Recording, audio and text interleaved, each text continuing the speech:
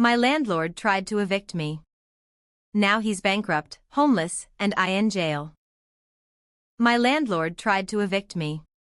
Now he's homeless and begging me for a place to live. I never thought I'd have to destroy someone's life just to get a little justice. But when my landlord tried to illegally evict me for no reason, I had no choice. I wasn't behind on rent. I wasn't breaking any rules. But this guy? He was a greedy, corrupt landlord who thought he could push me out, jack up the rent, and pocket the extra cash. Big mistake. Because I didn't just fight back, I ruined him. The setup. It all started when my landlord, let's call him Carl, suddenly told me I had 30 days to leave. No warning. No reason. Just a short, cold email. You need to vacate the premises within 30 days. Failure to comply will result in legal action.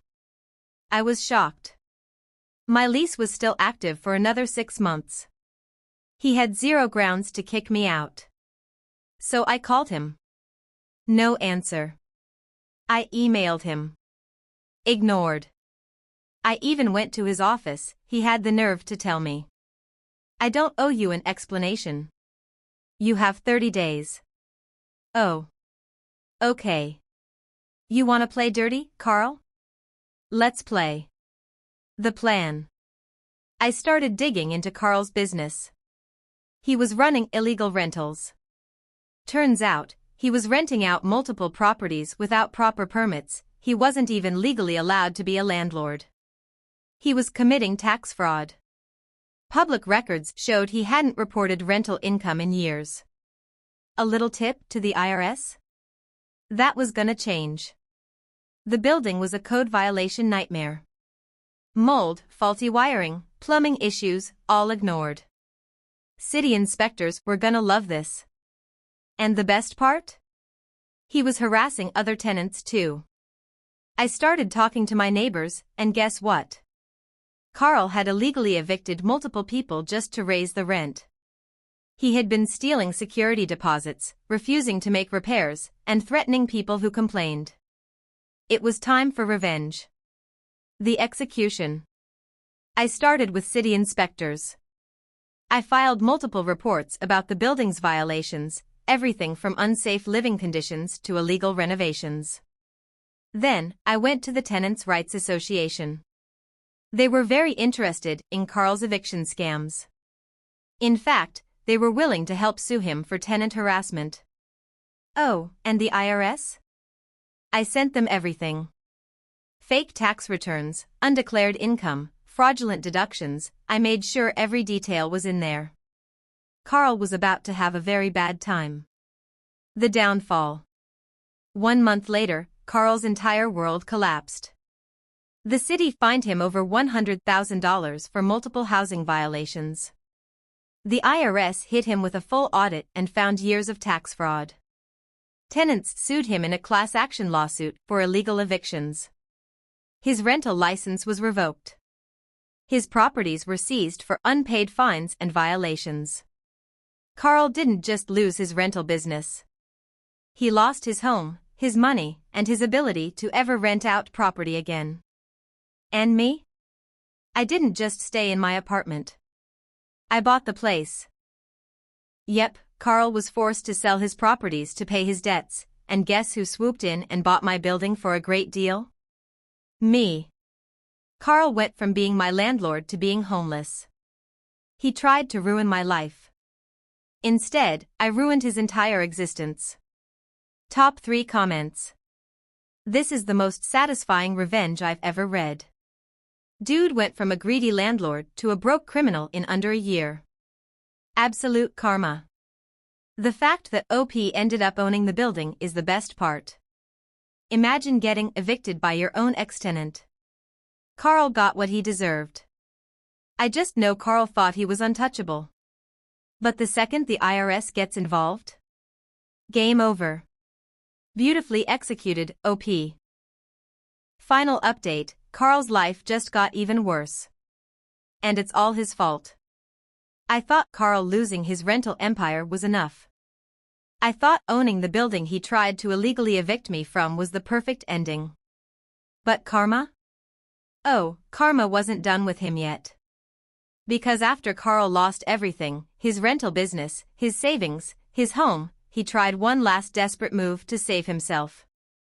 And it backfired in the most spectacular way possible. Carl's last, pathetic attempt at revenge. After the city seized his properties, after the IRS started draining his accounts, Carl blamed me for everything. One day, I got a text from an unknown number. "You think you won? You have no idea who you're messing with." I just laughed. Carl was finished. What could he possibly do? Well, turns out, he tried to sue me. His claim? Defamation and financial sabotage. He actually had the nerve to say that I was responsible for his downfall. That I spread lies and cost him his livelihood. I was stunned. I did nothing but report actual crimes. And now this pathetic excuse of a man was trying to drag me into court? Fine. You want a fight, Carl? Let's go. The courtroom humiliation. Carl had no case. None. He tried to argue that my reports to the city, the IRS, and the Tenants Association were all false allegations. Then the judge asked, "Did the city find violations?" Carl, yes. "Did the IRS find tax fraud?" Carl, yes. "Did you illegally evict tenants?" Carl, silence. The judge looked at him like he was the dumbest man alive. Then he turned to me and said, "You're free to go. But Mr. Carl, you, on the other hand, need to stay. Because it looks like the prosecution has a few questions about your financial situation." Carl's face went pale. Because the second this trial ended, another one was just beginning. Carl's final downfall, and this time, it's permanent. You see, while Carl was busy wasting time on a frivolous lawsuit against me, his real legal troubles were piling up. The city hit him with another $50,000 fine for fraudulent property management. The IRS discovered even more hidden accounts. Now he owed 6 figures in unpaid taxes. The state launched a criminal investigation into his business practices. And guess what? The court froze his assets. Carl officially had no money, no business, no home, and no way to fight back. Then came the final nail in the coffin. The ultimate irony, Carl ends up homeless.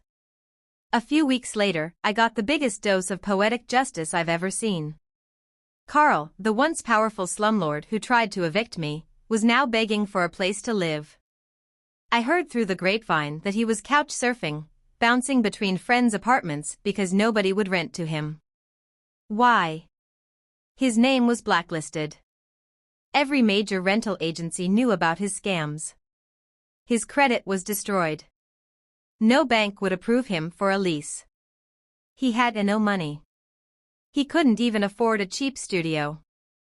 And the absolute best part. He had to apply for low-income housing. You know, the same kind of housing he used to kick people out of just to make a quick buck. And guess who owns property in that program? Me. I checked the applications list one day. Carl's name was on it. This man, who once tried to leave me homeless, was now desperately hoping I'd approve him for housing. I didn't. Because Carl didn't just lose his business. He lost his entire existence. Top 3 comments. Carl really thought he could blame OP for his own crimes. Imagine walking into court, knowing you're guilty, and thinking you'll win anyway. Man's delusional. The fact that Carl ended up begging for housing is the ultimate poetic justice. You evict people for profit? Now you get to experience what it's like being on the other side. If karma was a person, OP would be its right-hand man. Carl thought he was untouchable, and now he's sleeping on a friend's couch. Absolutely beautiful. Final update, Carl's life just got even worse. And this time, there's no coming back. I thought Carl losing his rental empire, his money, and his home was enough. I thought owning the building he tried to evict me from was the perfect ending. But karma wasn't done yet. Because just when I thought I'd heard the last of Carl, I got a call. And what I found out? It was so insane, even I couldn't believe it. Carl wasn't just homeless. He was now wanted by the police. Carl's final, desperate mistake. After Carl's lawsuit against me backfired spectacularly, and after the IRS drained his accounts, he had nowhere to go. He had burned every bridge, lost everything, and was desperate for money. And that's when he made the worst decision of his life. Instead of taking responsibility for his mess, Carl tried to run. He fled the state. But not before pulling one last scam. The stupidest crime ever committed. Apparently, before Carl skipped town, he decided to try and get back on his feet the only way he knew how, by scamming more people. I found out from a former tenant that Carl had faked a real estate listing online. He advertised a rental property, which he didn't even own anymore, and took security deposits from multiple desperate renters. Then, he disappeared. These poor people showed up on move-in day only to realize they had been conned. The police got involved immediately, and guess what?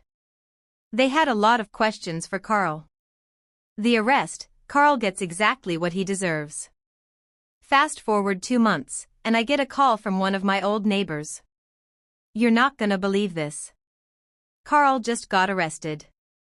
Turns out, Carl had been hiding out in a different city, trying to run another scam. But the second he tried to pull the same stunt, someone recognized his name from an online scam alert. The police were already looking for him, and within 24 hours, they had him in handcuffs. Carl was now facing multiple fraud charges, and since he had a history of shady business, the judge denied bail. So now?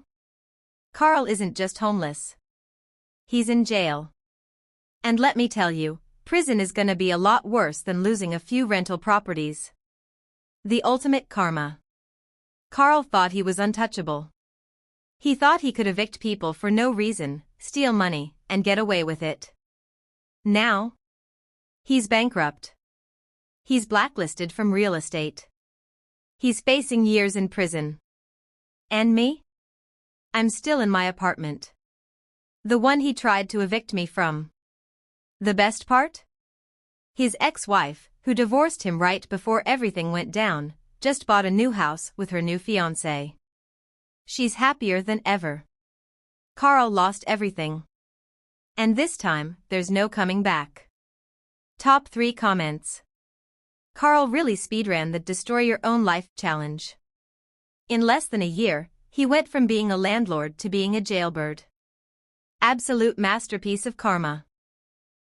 This man scammed people, evicted tenants illegally, and still thought he could outrun the law. The fact that he ended up in jail is the most satisfying ending possible. You should send Carl a postcard in prison, just a picture of your building with the caption, "Thinking of you, Red Heart."